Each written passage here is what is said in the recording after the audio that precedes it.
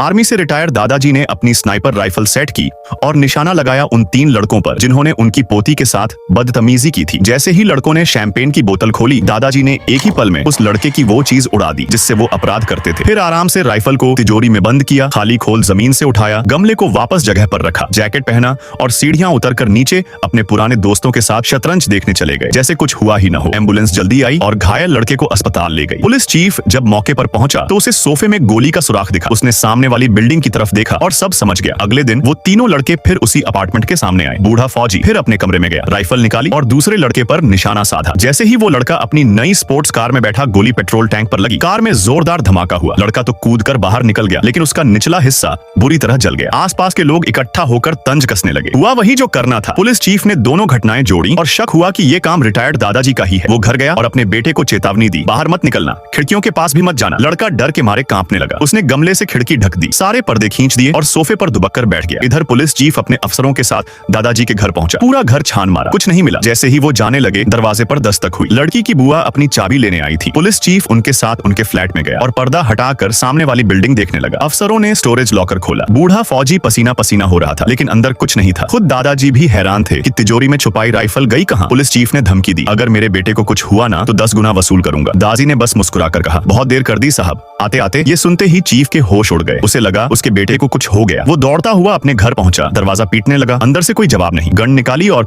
जबरदस्ती अंदर घुसने की तैयारी करने लगा। तभी अंदर से गोली चली। पुलिस चीफ का पेट में छेद। दरअसल उसका बेटा डर के मारे पागल हो चुका था और उसने अपने ही बाप पर गोली चला दी। तीनों लड़कों को सजा मिल गई। पोती के चेहरे पर फिर से मुस्कान लौट आई। लेकिन रिटायर्ड दादाजी अभी भी अनजान है कि उनकी राइफल गई तो गई कहां। क्या आपने भी कभी ऐसे डेयरिंग दादाजी देखे हैं?